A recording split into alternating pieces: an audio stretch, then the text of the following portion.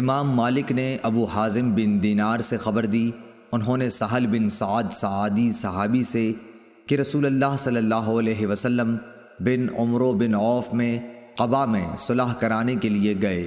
پس نماز کا وقت آ گیا۔ مؤذن حضرت بلال رضی اللہ تعالیٰ عنہ نے ابو بکر رضی اللہ تعالیٰ عنہ سے آ کر کہا کہ کیا آپ نماز پڑھائیں گے، میں تکبیر کہوں؟ ابو بکر رضی اللہ تعالیٰ عنہ نے فرمایا کہ ہاں۔ چنانچہ ابو بکر صدیق رضی اللہ تعالیٰ عنہ نے نماز شروع کر دی۔ اتنے میں رسول کریم صلی اللہ علیہ وسلم تشریف لے آئے تو لوگ نماز میں تھے۔ آپ صفوں سے گزر کر پہلی صف میں پہنچے۔ لوگوں نے ایک ہاتھ کو دوسرے پر مارا تاکہ حضرت ابو بکر رضی اللہ تعالیٰ عنہ حضور صلی اللہ علیہ وسلم کی آمد پر آگاہ ہو جائیں، لیکن ابو بکر رضی اللہ تعالیٰ عنہ نماز میں کسی طرف توجہ نہیں دیتے تھے۔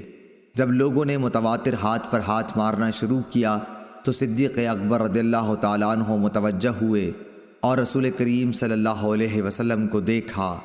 آپ نے اشارے سے انہیں اپنی جگہ رہنے کے لیے کہا کہ نماز پڑھائے جاؤ، لیکن انہوں نے اپنے ہاتھ اٹھا کر اللہ کا شکر کیا کہ رسول اللہ صلی اللہ علیہ وسلم نے ان کو امامت کا اعزاز بخشا۔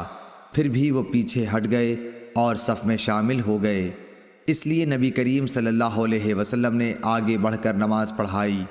نماز سے فارغ ہو کر آپ نے فرمایا کہ ابو بکر، جب میں نے آپ کو حکم دے دیا تھا پھر آپ ثابت قدم کیوں نہ رہے؟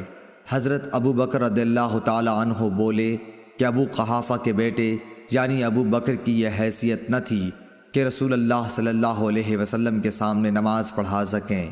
پھر رسول اللہ صلی اللہ علیہ وسلم نے لوگوں کی طرف خطاب کرتے ہوئے فرمایا کہ عجیب بات ہے، میں نے دیکھا کہ تم لوگ بکثرت تالیاں بجا رہے تھے۔